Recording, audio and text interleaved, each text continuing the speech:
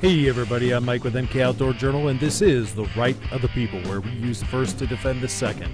So uncover your keyboard and fire up your fingers. It's time to join the conversation.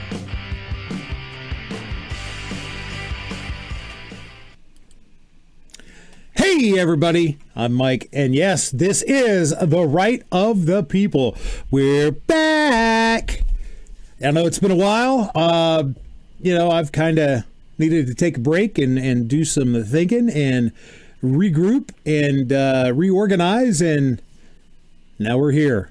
Hopefully everything is okay out there on the YouTubes. Everybody can hear this. Let me know if there's some problems with the audio or the video or anything like that.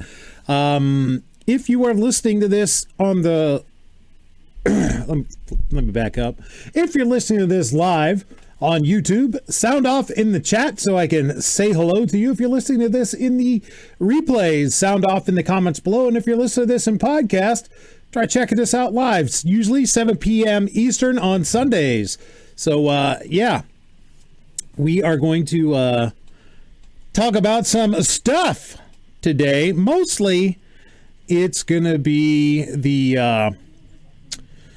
ATF's wonderful pistol rule that they published to the Federal Register a few days ago. We had 115 days left to decide whether or not we are going to register, and then if we decide we're going to comply. Here's a spoiler. I'm not going to tell you all what to do with this. You're going to have to make your own decisions, right? But before we get into that, I would like to say hello to my esteemed panel. First off, we got the tactical pickle himself, he who is stuck behind enemy lines, Calaveras 32 Special. How are you, sir?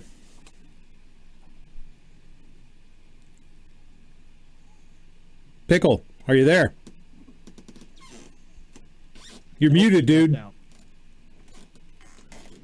Okay, moving on. We have the What the Cluck himself, the Give him the Bird, Gizzard Gary. How are you, sir? I'm doing well. Thanks for the invite. You are always welcome, sir. Always welcome. Let's see. We got the one, the only, the proprietor of GunTube. We have Night Strike with us. Allegedly. G-Web says, are you streaming in GunTube Studio? No, I'm not. I am using GunTube Chamber as a source to run basically like Microsoft Zoom, like a Zoom or a Google Meets or something like that, as a source to run through XSplit Broadcaster, and then I'm using XSplit Broadcaster to stream with. XSplit's like OBS. Yeah. Bye, kid. You're welcome for dinner. Love you too. My daughter, she was just here. She had a craving for a particular dish that I make, and of course I had to make it, right? And then we got Warsoft Patriot showing up for us. How are you, sir? A little under the weather, but otherwise I'm good. G-Web's asked, am I paying for XSplit? Yes, sir, I am. It's pretty much how I've always done the show. Is I'll use whatever as a source, and then I will stream through XSplit, so I went ahead and paid for it. Pickle, are you with us? Able to speak to us at this time? Yes, that's for. I must have been roboting on you guys. My system seems to be acting up on me this evening. Oh, that's not I think good. It's your Wi-Fi. Yeah, I just disconnected. I'm on cellular, so hopefully that's a little better. So, if you guys can hear me, let me know. I do appreciate the invite, Budget, and thanks for having me around. Hey, no problem. Speaking of appreciate, I appreciate all you guys out there in the chat. We got G-Webs out there, Kingpin, Tactical FUD, Pickled pulling double duty, Warsaw is as well, G23, Grim 90. Who else? We got Gunpowder Beauty here. Gizzard Gary doing double duty as well. Bernabe Sanchez says, no, it is not Memorex, sir. It is not. I'm just looking over there for my camera. So if you guys see me looking over that way, that's what it is. I kind of moved my camera a little bit. So yeah, I'm still not used to all that. So as you can see, I've done a little bit of rearranging in the background.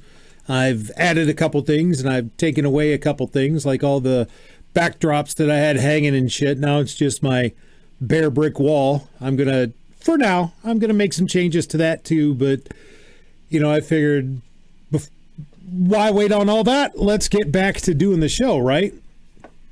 So we also have, as I said, my daughter Morgan's out there. Carly Ellison is in the house, and so is Night Strike, again pulling double duty. As I said, if you're out there, say hi.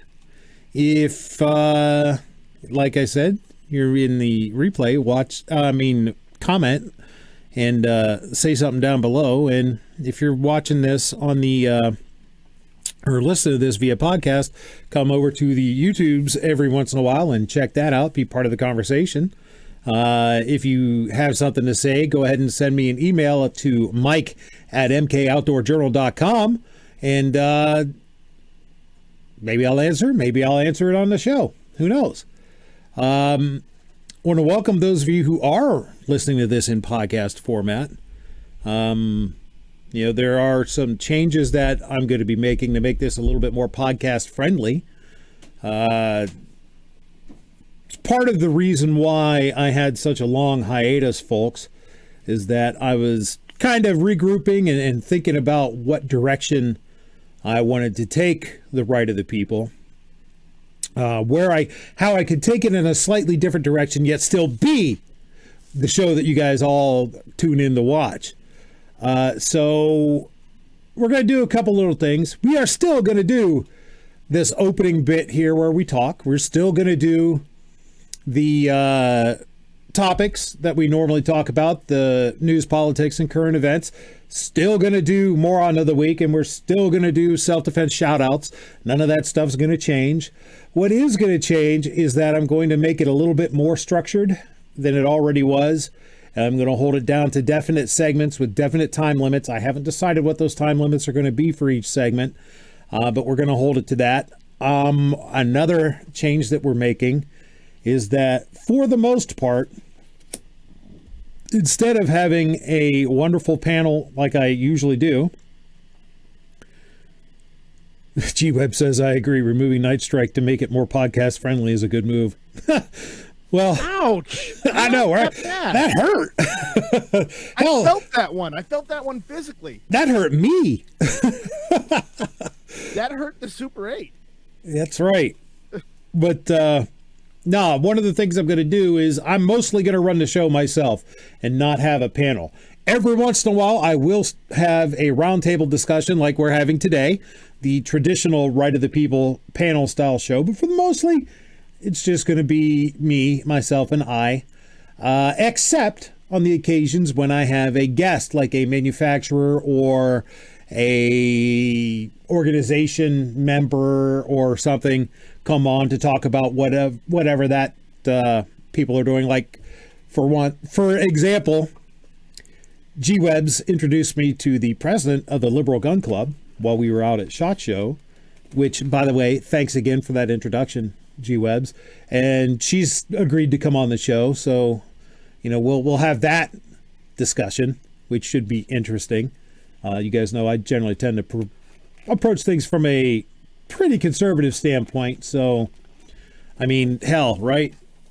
Good old, if you don't vote 2A, then you ain't 2A, right?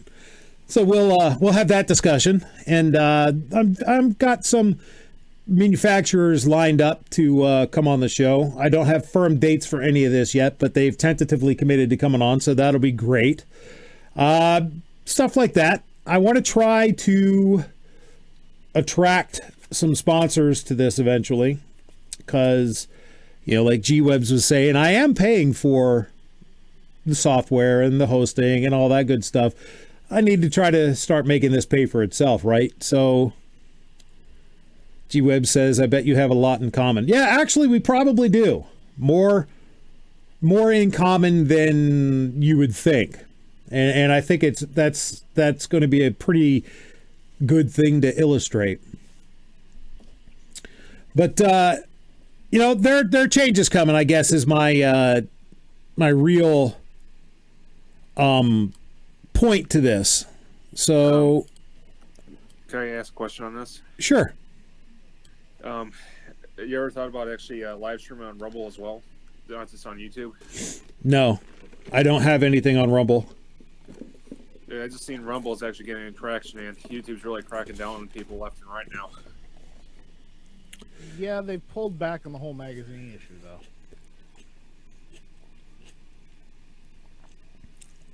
Sorry, folks. Eating some grapes.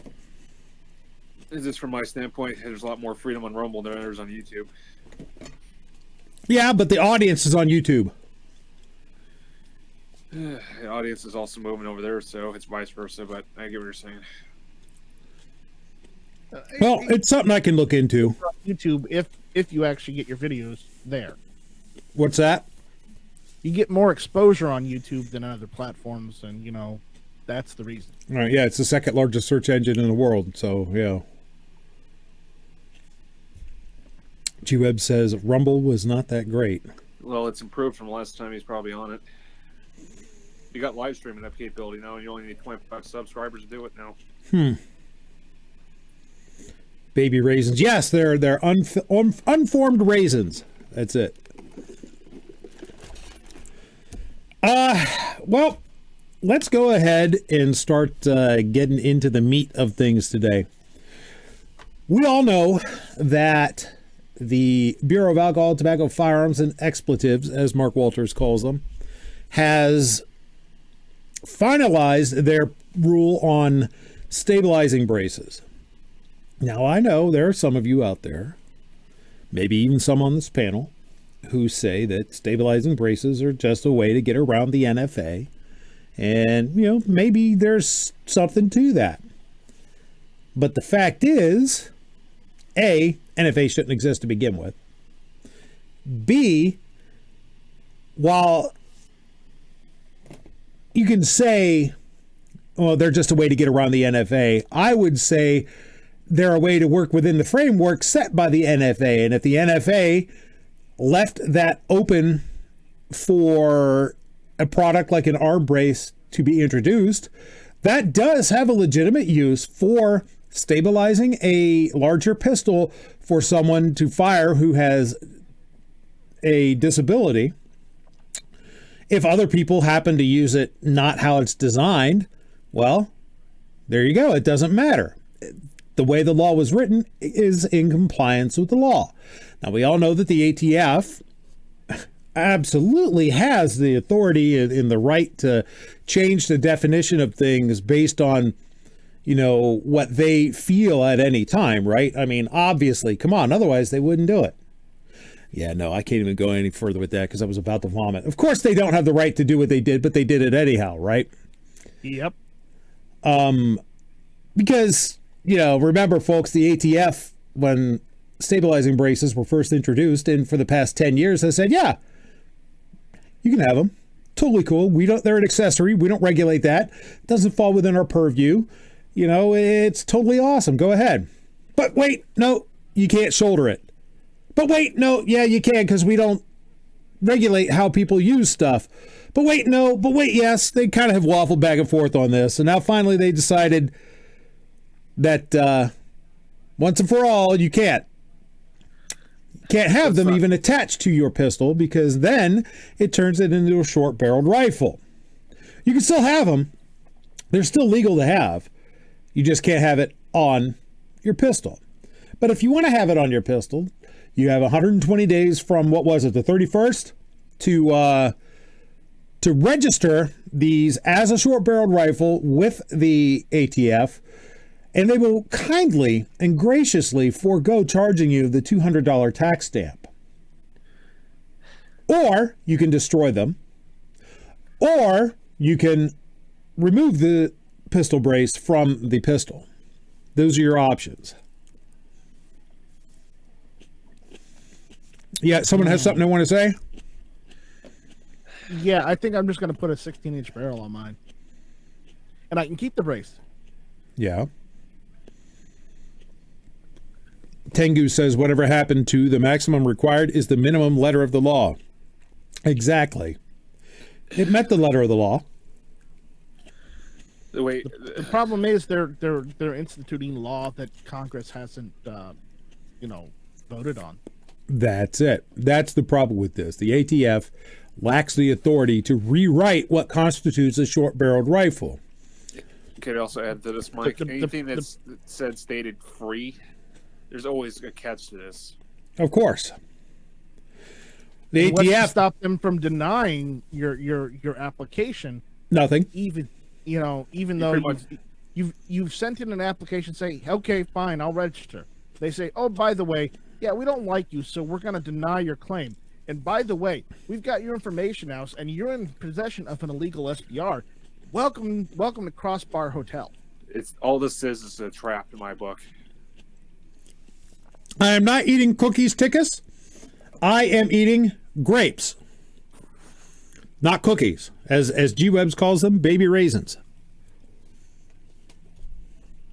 I mean, this is all nothing but legal Sorry, guys. entrapment. Well, there's a lot of people who say that. Let's go to what I have pulled up here on the topics. And let me read you an article. This is from Breitbart.com from the 31st. T-minus 120 days and counting. ATF pistol brace rule published. The Bureau of Alcohol, Tobacco, Firearms, and Explosives, ATF, pistol brace rule was published in the Federal Registry today, which means owners of the braces have 120 days to register them with the ATF. On January 12, 2023, Breitbart News noted that the ATF's pistol brace rule was finalized and that owners of the braces would have 120 days to register them once the rule was published in the Federal Register. The rule was published January 31st, 2023. Prior to publication, the ATF pointed out, this rule is effective the date it is published in the Federal Register. Any weapons with stabilizing braces or similar attachments that constitute rifles under the NFA must be registered no later than 120 days after date of publication in the Federal Register, or the short barrel removed and a 16-inch or longer rifle barrel attached to the firearm, or permanently remove and dispose of or alter the stabilizing brace such that it cannot be reattached, or the firearm is turned in to your local ATF office, or the firearm is destroyed. Between the time of the rule's finalization and publication in the Federal Register, several Republican lawmakers have made clear their intent to block the rule or do away with the ATF altogether. On January 30th, Breitbart News indicated Representative Andrew Clyde, Republican Georgia, intends to use the Congressional Review Act against the ATF's pistol stabilizer brace rule. Clyde said, next week, I will introduce the Stop Harassing Owners of Rifles Today Act, or the SHORT Act, to repeal elements of the National Firearms Act, thereby prohibiting the ATF from registering and banning pistols with stabilizing braces. Additionally, as soon as the ATF's unlawful rule is published to the Federal Register, I will introduce a resolution of disapproval under the Congressional Review Act to override the Biden administration's unlawful overreach. On January 25th, Breitbart News explained that a group of Republican House members led by Representative Eric Burleson, Republican, Missouri, put forth legislation to repeal the National Firearms Act 1934, thereby stripping the Bureau of Alcohol, Tobacco, Firearms, and Explosives of the ability to turn law-abiding gun owners into criminals. Breitbart News reported on January 20th Representative Matt Gaetz's introduction of the Abolish the ATF Act. So there are some people doing some pushback on this. But I have to ask, how effective do you think the legislative pushback will be? Anybody here have an opinion on that? How effective you think the pushback from like Getz and these other folks is going to be? You think it's going to amount to anything? Like my guess congressional is review. My guess is because this, the anti-push is being supported by the current administration. I don't foresee Congress's actions amounting to a whole lot. I think they're going to be told to pound sand. Anybody have any different opinion on that? Well, it might get some action in the House. It doesn't stand a ghost of a chance in the Senate, I don't think. No.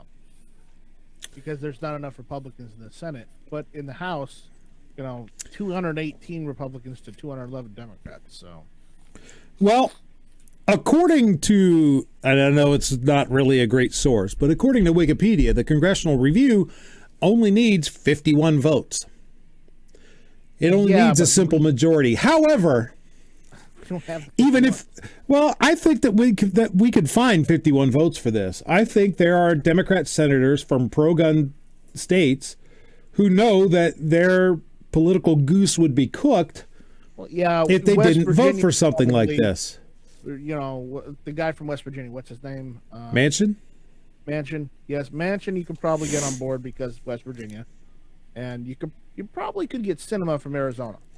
But, and this is a huge but, even if this resolution passes the House, and even if it passes the Senate, it is not going to pass the Senate with 60 votes that would be needed to overrule a presidential veto, because there is absolutely no way in hell Joseph R. Sniffem would sign a resolution that would nullify his ATF's ban of pistol braces. I mean, I could be dead wrong here, but I don't think so. Let's see what they say out in El Chatteroo. Let's see, Daniel, the issue with that is if you add a 16-inch barrel, comes a rifle, then if all this gets overturned, it's technically a rifle forever. And that's right. Crazy Duck says they'll search your house anytime. That's right, folks. That is one thing that you give them permission to do when you have anything registered with the NFA. You give them permission to come and inspect. That's why I don't own suppressors. That's why I don't own short-barreled rifles. It's why, well, aside from the exorbitant cost, that's why I don't own full auto guns, because I don't want to give the ATF permission to come into my house anytime they frickin' want. That is a good point. Ozzy says, what about the Ruger 9mm Charger? Is a padded tube legal? Well, I would say no, but remember, folks, let me give this caveat. I'm not a lawyer at all. Don't listen to me for legal advice. If you listen to me for legal advice, you are an absolute moron, because I'm not qualified to give it.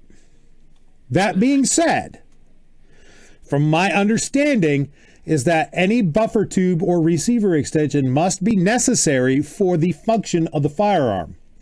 With a Ruger Charger, it ain't. With an AK pistol, it ain't. With something like the X-Star EP9 that actually uses the buffer tube for a recoil buffer and spring, or an AR pistol that actually uses the buffer tube for a recoil spring and buffer, then yes, that is necessary for the function of the pistol. So it would be legal to have, as long as it was like a smooth buffer tube without, dimples for an adjustable pistol brace or anything like that. I would say, and again, this is just me talking. I'm not a lawyer. I'm just a fat loudmouth with a camera and a microphone. I would say you're good to go.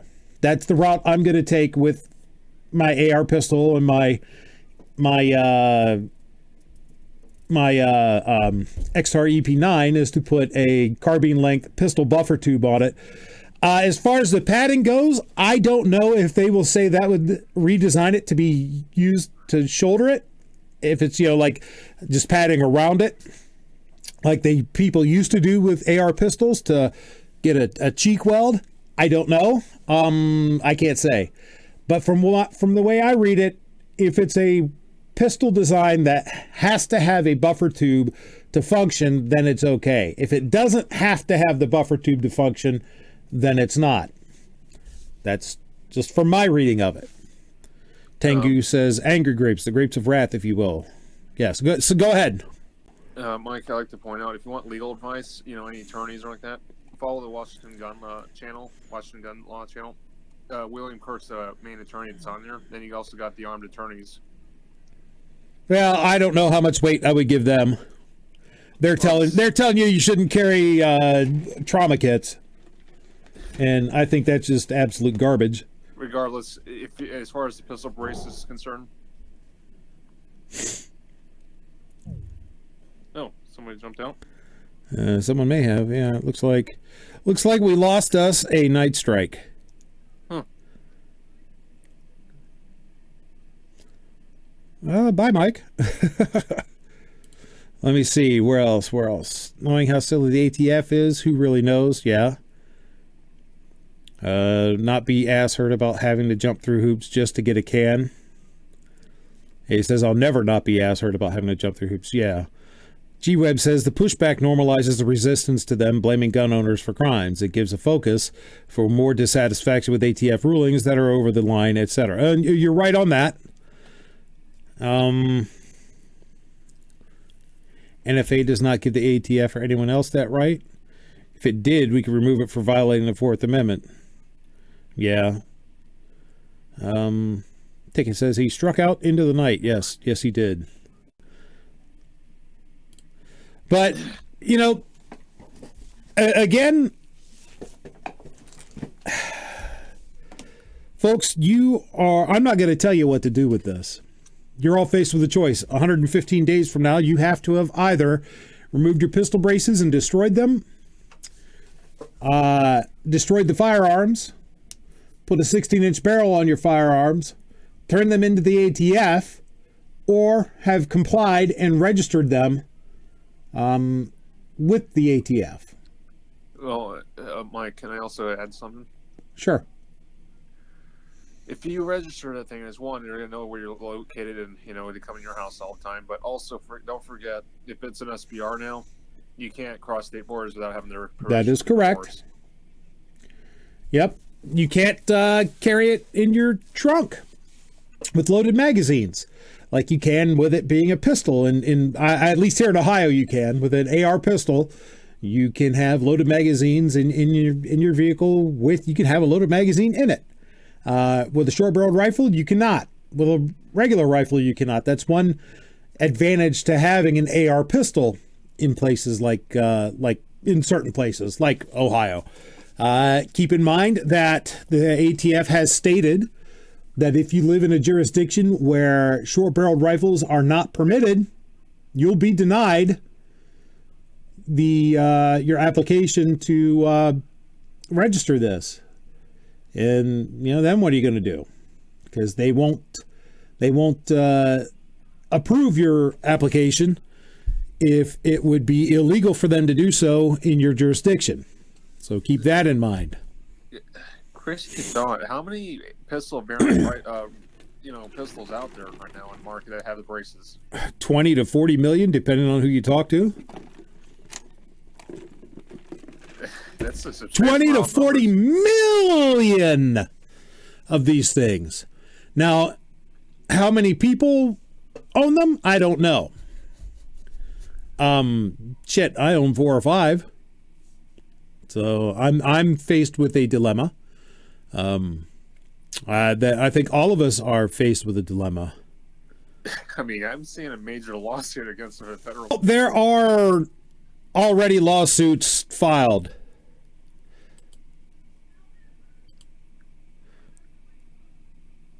There are already lawsuits filed. Matter of fact, we're going to be talking about at least one of them here tonight.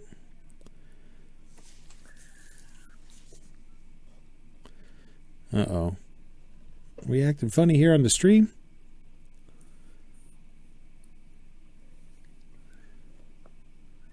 What the fuck? ATF shut us down.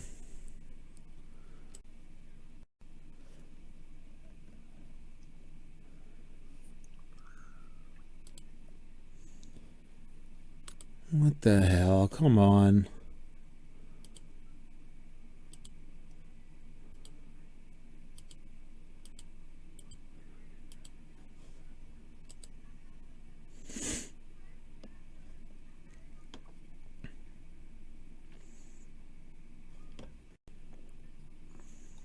This silence is brought to you by MK Outdoor Journal. Oh, they still hear us. Good. Yeah. So this silence brought to you by technical difficulties. Technical difficulties screwing up the right of the people from 2017 on. Now back to your regularly scheduled dumpster fire.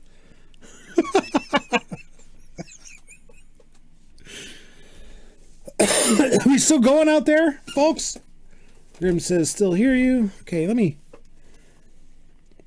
Night Strike probably unplugged the Atari 2600 that GunTube runs on when he went to lunch. That could be. That could be. Let me double check this here. I got to check for myself, folks. I'm one of those guys. Let me get on my phone here. G-Web says, we hear you fine, always dead. Gunpowder Beauty says, still good. Oh, sweet. Well, apparently I was flipping out over nothing. That's always a good thing in my book. Good. We're good. Okay, so we're good. Awesome. Woo! On this end, it looked like we were boned. So, yeah. Yes, those of you who have not listened to the show before, those of you who are listening in podcast maybe for the first time, technical difficulties are a thing here. It's just this kind of the special charm that you're in for with the right of the people. Tickus says it's loud and clear, unlike ATF rulings. Yes. That's absolutely par for the course and the truth. So let me pull up our next topic here. I was going to go over the Congressional Review Act, but I don't think I really need to. We kind of touched on that. Because the Congressional Review, they have to introduce a resolution disapproving of the rulemaking that the agency did. It has to pass both houses with a simple majority and then be signed by the president. This knucklehead would veto it in a heartbeat. Therefore, it would have to pass both houses with a supermajority, which ain't going to happen. So those of you who are counting on congressional review to stop the ATF's tyranny and overreach you're kind of grasping at straws. There is one and only one way that this is going to be stopped, and that is through the courts. Lawsuits like this. This is from AMOLand.com by Dan Woss from February 3rd, 2023. Former Marines sue ATF over new pistol brace rule. The ATF has overstepped its boundaries yet again, this time trying to requalify pistol stabilizing braces. I brought it up on my phone. It's just... Ticket says this wouldn't have happened if I hadn't eaten grapes. It's the grapes, man! It's the grapes! Well, and it looks like the system applied the crown over to Gizzard, so it looks like he's in control of the stream. Am I back now? It's the grapes, man! It's the grapes! All right, now I'm back. Yeah, XSplit stopped broadcasting. XSplit broadcasters stopped broadcasting for some reason. So now they can hear me. Good. I'm back again, folks. Those of you listening in podcast, well, this happens once in a while. As a matter of fact, this is probably going to get edited out, so y'all will never see it or hear it. You wouldn't see it anyway on a podcast, would you? Right. So, yeah. All right. Looks good right now. They hear me. Okay. Let us continue now that we've lost half our viewers. All right. Where was I? This is where I was, I think. Still there. All right. So, former Marines sue ATF over new pistol brace rule. The ATF has overstepped its boundaries yet again, this time trying to requalify pistol stabilizing braces as short-barreled rifles. The Wisconsin Institute for Law and Liberty filed a lawsuit immediately after the ATF's new rule went into effect. The new rule is a reclassification of pistols with stabilizing braces that give owners of such braces 120 days to either swap the barrel for a full-length barrel, remove and dispose of the pistol brace, or register the firearm with the ATF. And then it gives a link to the full complaint. Fine for failing to comply with the new regulation is up to 10 years in prison, $10,000, or both, and that's for each offense, and each offense being each weapon that you have. Former Marines Darren Brito of Amarillo, Gabriel Tosher of Oconomowoc, Wisconsin, and Sean Kroll of Heartland, Wisconsin, decided that they could not stand by and watch the federal government use the ATF as a tool to violate the rights of American citizens. The deputy counsel for the Wisconsin Institute for Law and Liberty, Dan Leddington, said, "These military veterans defended our country overseas, and now they are defending our rights here at home. Will is proud to represent these patriots. The Biden administration has no power to reclassify pistols as rifles, and we will vigorously defend the Second Amendment in federal court." The ATF is giving owners of pistol stabilizing braces or similar attachments no later than 120 days after the date of publication in the Federal Register to comply with the new requirements, which is 115 days from today. Many argue that the ATF cannot approve the 10 million to 40 million stabilizing braces currently in civilian hands within 120 days. Should this be the case, it would appear the ATF would be entrapping lawful gun owners and turning them into felons for a law that is unconstitutional and illegal for the ATF to create without congressional approval. According to the lawsuit filed, congressional authority, by significantly expanding the definition of rifle under federal law, and with it imposes potential criminal liability on millions of Americans exercising their Second Amendment rights. Will's website posted, "The lawsuit alleges that ATF's new rule violates the Second Amendment and the separation of powers, which prohibits federal agencies from making new laws about clear congressional authorization. The suit is filed in the Northern District of Texas. This is the first lawsuit to challenge ATF's final rule." So that's one lawsuit. I'm absolutely certain that FPC is filing. I'm absolutely certain GOA is going to file. I would bet a paycheck that the Second Amendment Foundation is going to file, if any of those haven't already. Lawsuits, they're a-coming. There's going to be a legal crap storm that the ATF is going to have to defend against for all of this. So, again, I'm not a lawyer. I'm not giving you legal advice, folks. I am saying that you might want to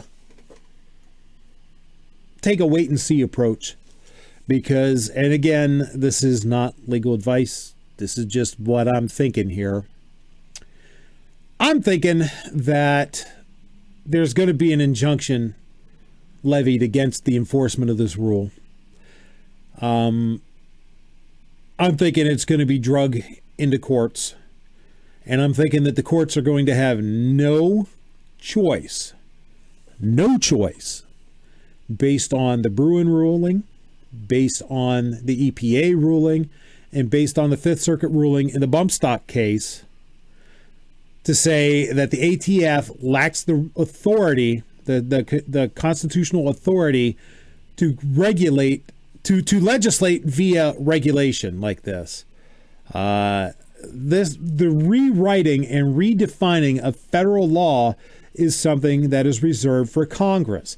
Now, if Congress wanted to go back in and pass an amendment to the National Firearms Act and redefine a short-barreled rifle to include braced pistols, it would suck, but it would at least be constitutional.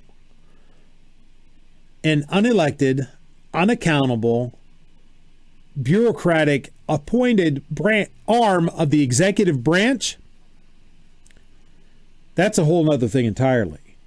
They lack the constitutional authority to do this. Again, just my opinion. Just a fat guy with a camera and a microphone. But that's what I suspect is going to happen. I suspect that this rule is going to go away.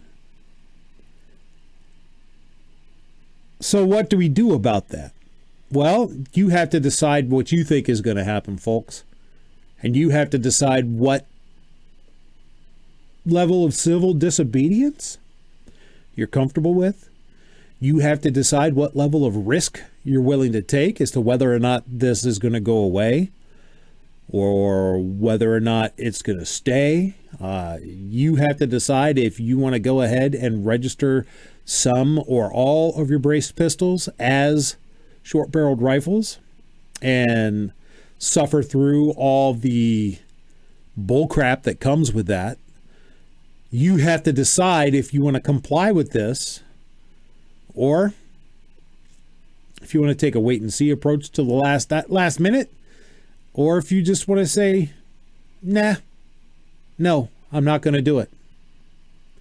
You have to make those decisions. I'm not going to tell you what to do with that, and I'm not going to state publicly what I'm going to do. Hell, I might end up selling all my pistol braces. Who knows?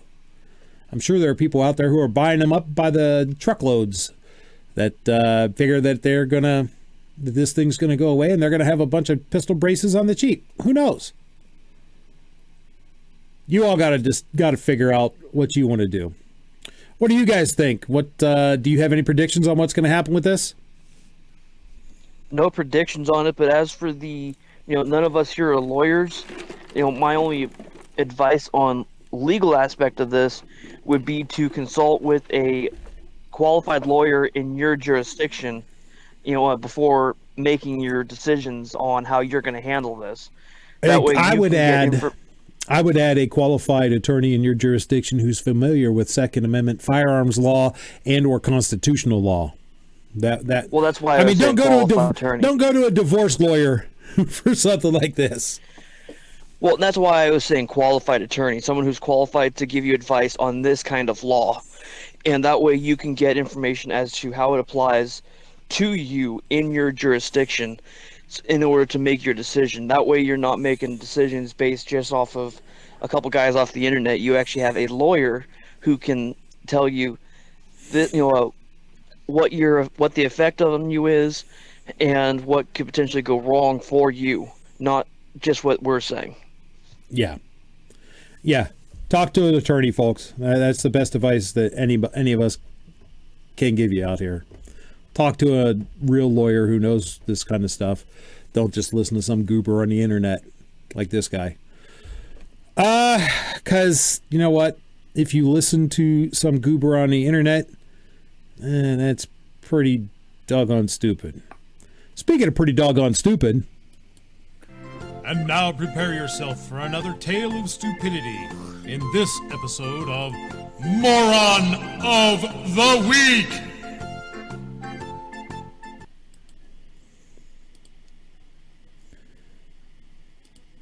First up in this week's episode of Moron of the Week. By the way, for those of you who aren't familiar with this, who may be listening for the first time, Moron of the Week is where I pick some people who have done or said something pretty freaking dumb in connection with the Second Amendment, tell you guys about it, and the people here live get to pick. They get to vote. They get to decide who is the Moron of the Week. So first up, we got... Oh, God dang it. Come on. Got from Cincinnati.com, the Inquirer, the Cincinnati Inquirer. Cincinnati takes a swing at gun reform with a lawsuit and new ordinances. In an effort to curb gun violence, Cincinnati has two proposed ordinances for city council to consider and has filed a lawsuit against the state. The first ordinance addresses the safe storage of firearms to keep them away from children. The second ordinance would bar those convicted of domestic violence or subject to protection order from possessing firearms. Which, by the way, the Fifth Circuit just found that people who are subject to a domestic violence restraining order should not have their firearm rights taken from them. They should be and are allowed to possess firearms. Just saying. The ordinances are extensions or additions to existing laws. They give law enforcement and prosecutors a few more options when it comes to addressing gun violence in situations that might not rise to the level of a felony. As city ordinances, both of the new charges would be misdemeanors punishable by up to 1 year in prison. But here's the rub, folks. Ohio has preemption, which means that local legislating bodies, local councils, city councils, town councils, village councils, whatever, cannot make these laws. However, cities in Ohio have largely been unsuccessful in passing gun legislation, meaning every single one has been thrown out. That's largely unsuccessful. Due to a 2006 law that has survived a challenge in the Ohio Supreme Court. They're talking about preemption. Cincinnati's lawyers want to change that. Well, of course they do. They're flaming anti-gun pieces of tyranny. Often called the preemption law, it bars political subdivisions like cities and counties from regulating firearms, their components, ammunition, and knives. Ohio's gun lobby has successfully sued Cincinnati and other cities in the past to block gun restrictions. In 2018, Cincinnati's ban on bump stocks was stopped in this way. Keeping residents safe is the top priority of our city government, Mayor Aftab Purveil said. Gun safety measures save lives, and we will continue to do everything in our power to put an end to gun violence in Cincinnati. Most of that statement is an outright lie, folks. Keeping residents safe is not the top priority of their city government. Keeping residents subject to their authority is the top priority of Cincinnati's city government. Because if they were wanting to keep residents safe instead of dependent subjects, they would want them to be armed. Can I add to that too? Gun safety measures don't save lives, quote unquote gun safety, because what they're talking about is gun control, not gun safety. And the only thing they told the truth about is they'll continue to do everything in their power to not end gun violence, because they're not doing anything that would actually end gun violence, which, by the way, is a made-up term. There is no such thing as gun violence. They'd want to do everything in their power to keep the citizens of Cincinnati subject to their will. Yeah, go ahead, add something. I'd like to also add, trying to control or prevent violence is a fantasy. Yeah, it is. So this whole notion of preventing gun violence is a total bullshit shenanigan fantasy. Pardon my French, but it's the fact, all right? It'd be like me trying to prevent a bank robbery from possibly happening from some other person's viewpoint. So it goes on. The article, I'm not going to read the whole thing. The article goes on to say that it's going to require safe storage, quote unquote, and it's going to impose a domestic violence ordinance that mirrors existing federal law, which is completely redundant and unnecessary anyway, because federal law is already there. They're also filing a lawsuit to try to overturn preemption. Good luck on that, because that's already stood the test of the Ohio Supreme Court. So, Cincinnati City Council, you're contestant number 1 on Moron of the Week. Let's go to contestant number 2.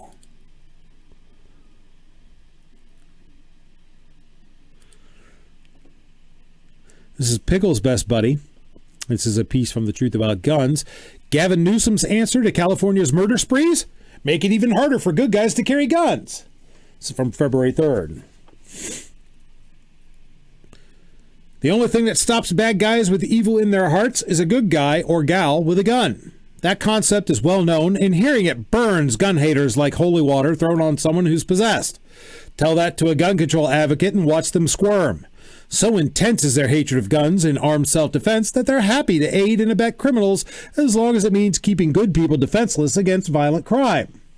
So it shouldn't come as a shock to anyone that California Governor Gavin Newsom's answer to the recent murder sprees in the Golden State is to disarm more good guys. Here we go again. It's true. Newsom told the media that he backs a Democrat plan to limit good guys and their concealed carry guns. One would think this is something from the Babylon Bee, lampooning a clueless politician, suggesting that disarming good guys will somehow prevent bad guys from committing crimes. Alas, no. It's actually news as reported by the Sacramento Bee. Governor Gavin Newsom and other high-ranking California Democrats on Wednesday revived a plan to strengthen the state's concealed carry gun law. The move marks the second attempt at shoring up California regulations after a June 2022 U.S. Supreme Court decision struck down key provisions of the state's law. Newsom, standing alongside Attorney General Rob Bonta, Senator Anthony Portantino, Democrat Burbank, and other Democratic leaders and gun control advocates, said the state's recent mass shootings pushed him to continue fighting to make California a leader in gun control. We're saving lives, but we have more work to do in this effort, Newsom said. Whose lives are you saving, Governor? Criminals' lives?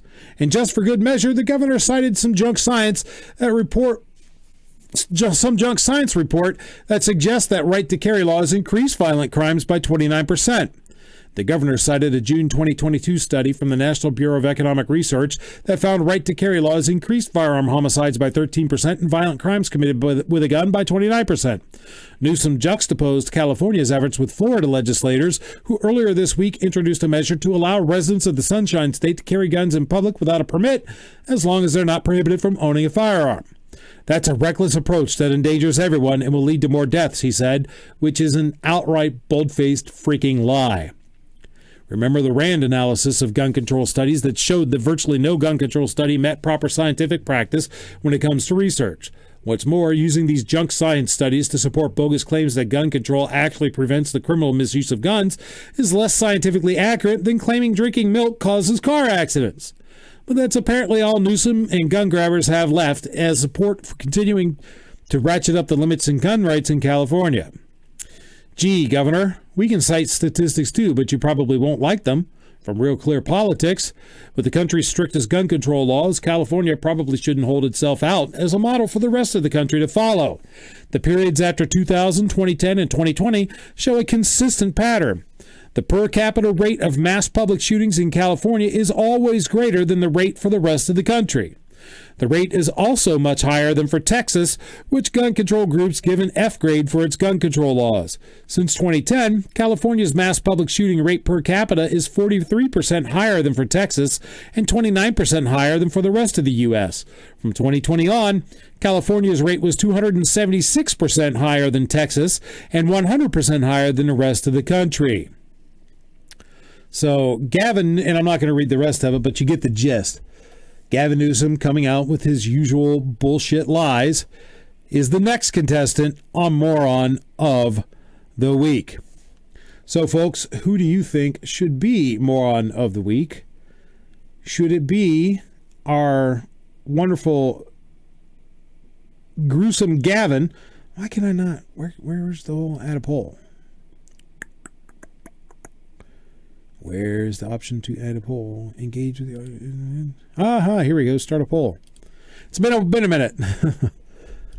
So, Moron of the Week. Silly Cincinnati?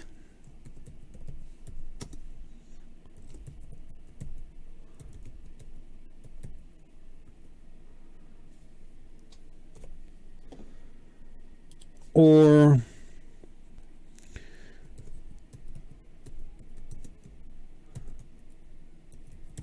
Silly Cincinnati or Gutless Gavin, folks? You decide who is the Moron of the Week. Go ahead and vote in the poll. Here in our illustrious panel, Pickle, we'll give you first crack at this here. I suspect I know where you're going to go with this. The city of Cincinnati or Gavin Newsom? Gavin Newsom. I can't say his nickname because it's supposed to be a PG chat, even though you've been demolishing that. No. I did not drop an F-bomb. I'm going to go with him, especially after his comment about the Second Amendment being a suicide pact. I'm definitely going to go with Newsom is the moron, and anyone who lives in this state knows he's a flat-out moron. All right. Gary, what do you think? Well, I don't always agree with Pickle, but today I'm going to have to. I mean, only Gavin Newsom can make Cincinnati look logical and sane. So, you it is. You almost made me spit pop all over my laptop, dude. Okay. And Warsaw, what do you think on this? All right. As far as being the most restrictive state in the country, it has the worst gun control. It has failed every time.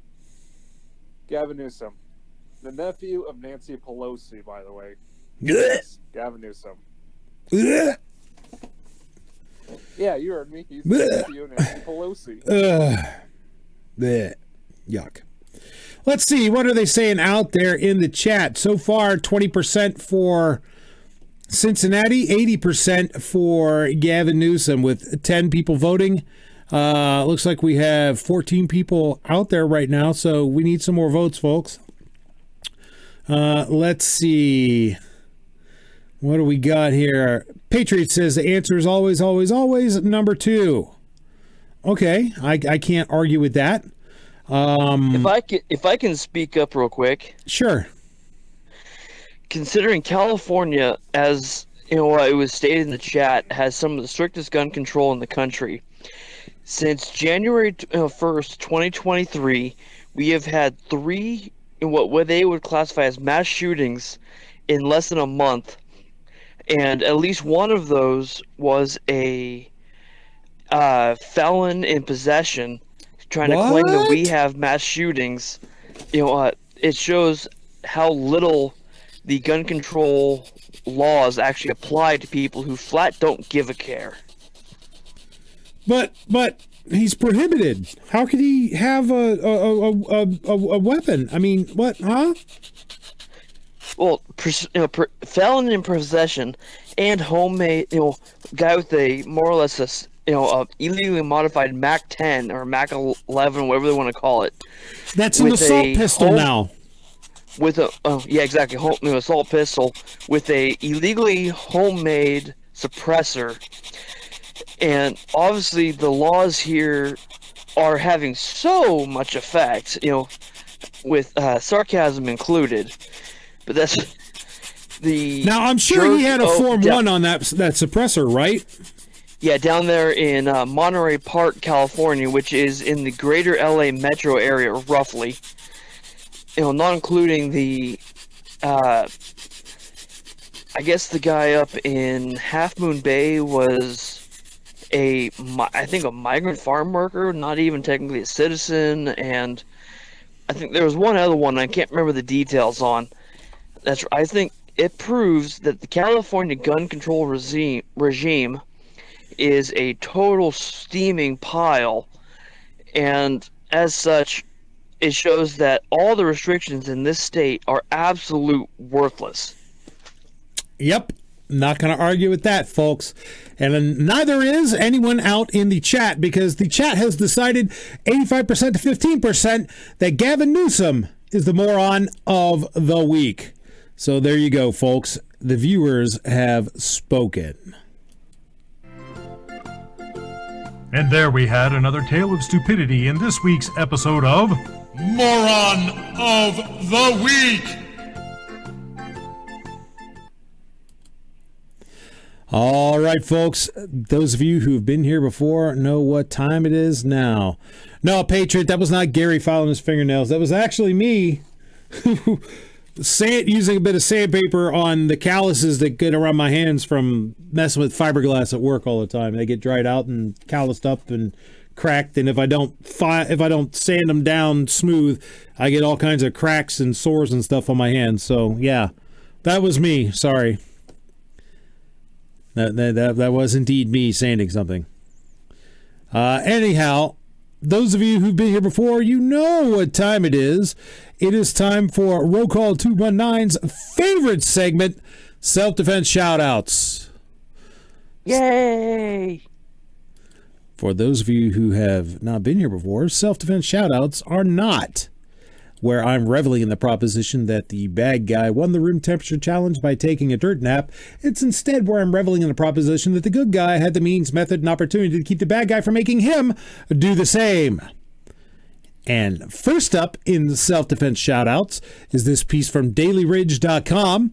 Haines City police officers save intruder's life after homeowner shoots him 4 times. Haines City, Florida. A Haines City resident shot and wounded a suspected burglar early Friday morning. At 1:45 a.m., the homeowner of the home in the Oakland community, with his girlfriend and a small puppy, find 2 strangers standing in his kitchen. The homeowner was very startled seeing the burglars in front of him. Not knowing what the intentions of the strangers in their home were, he was immediately overcome with fear for his life and that of his girlfriend.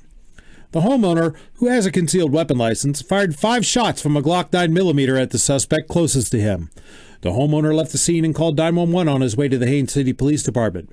Before he could arrive at the police station, police officers stopped the homeowner. While one officer stayed with the homeowner, other patrol officers responded to the residence.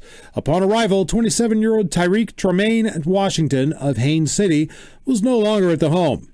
Corporal Joseph Elam and K-9 Cash followed the trail of the suspect to Boomerang Park. Washington was found underneath a pavilion with 4 bullet wounds. He also had property belonging to the homeowner in his possession. Officer Noel Feliciano, Officer Esmeralda Dominguez, Officer Justin Vasquez, and Sergeant Nick Deblino provided immediate and life-saving measures to the suspect until he was flown to Osceola Regional Medical Center. Washington is listed in critical but stable condition.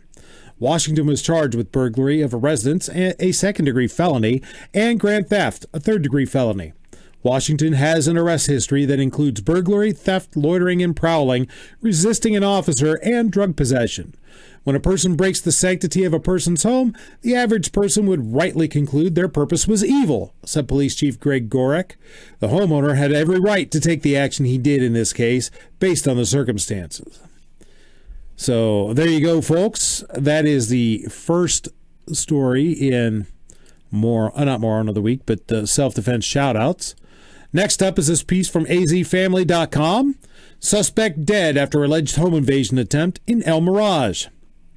From January 29th, 2023. El Mirage, Arizona.